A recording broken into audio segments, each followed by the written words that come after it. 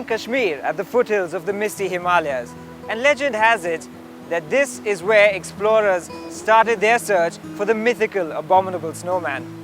Luckily for us today, we don't have to look very far because we have one with us. Yes, of course, I'm talking about Skoda's brand new Yeti.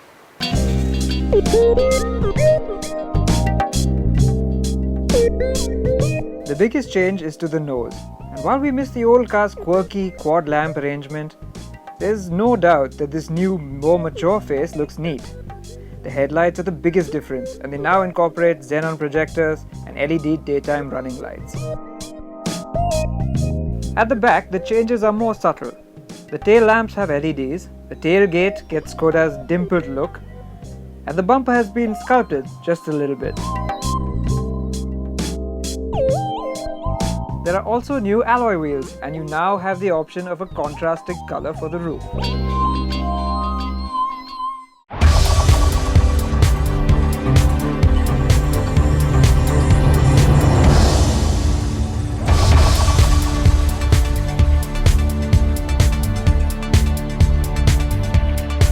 Now, because this car is mechanically unchanged from the previous Yeti, what you get is the same engine gearbox combos. What that means is a 2-litre TDI engine, which if you choose the 4x4 version produces 138 bhp, and if you choose the 4x2 version that I have now, it produces 109 bhp. But don't be put off, because this engine has been tuned in this state for a lot of good low-end grunt.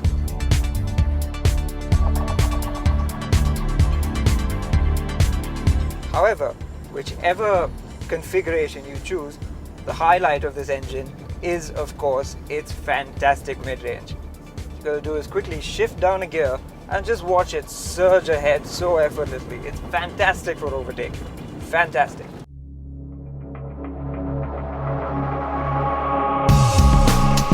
We drove the 4x4 version as well, and as before, the more powerful engine isn't as strong lower down in its power band. However, the mid-range is as gutsy as ever, and push it some more and you'll find that it is rather pleasing at the top end too. We were also hoping Skoda would use the facelift to introduce a petrol engine option, or maybe an automatic gearbox, but alas, the Yeti remains a diesel manual only. Skoda has also said that it has worked on the clutch to make it lighter, more progressive and less prone to stalling. And yes, we can see the effect of that to some extent. What has also remained unchanged from the previous Yeti is the suspension. And we like that quite a lot. Yes, it is a bit on the stiff side, and when you're traveling slowly, bumps tend to filter into the cabin and it does thunk through quite a bit. However, pick up the pace even slightly and it improves dramatically. It will smother just about anything you can throw at it as you go faster. Now, of course, the corollary of slightly stiffer suspension is better handling. And I'm not about to suggest that this is the best handling SUV of its kind.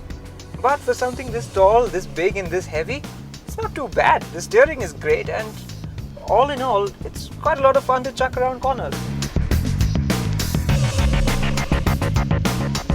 The other advantage, of course, is great highway stability.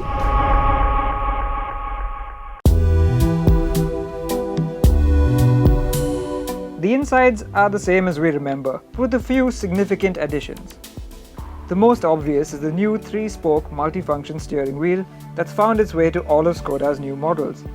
There's also now keyless entry and go, a new touchscreen audio system with much needed Bluetooth, as well as electric adjustment for the driver's seat. So the Yeti facelift has retained pretty much everything we loved about the original, albeit with a handsome new face. Yes, we would have liked to have seen a petrol engine option, as well as the option of an automatic gearbox, given this car's urban intentions. But as it stands, the package is still pretty solid. However, with all the added equipment with this car, the price is going to go up even higher. So is it still worth it? Well, if you're the sort of SUV buyer who prioritizes robust engineering, quality feel, and a premium cabin experience, then yes, this is still the urban SUV for you.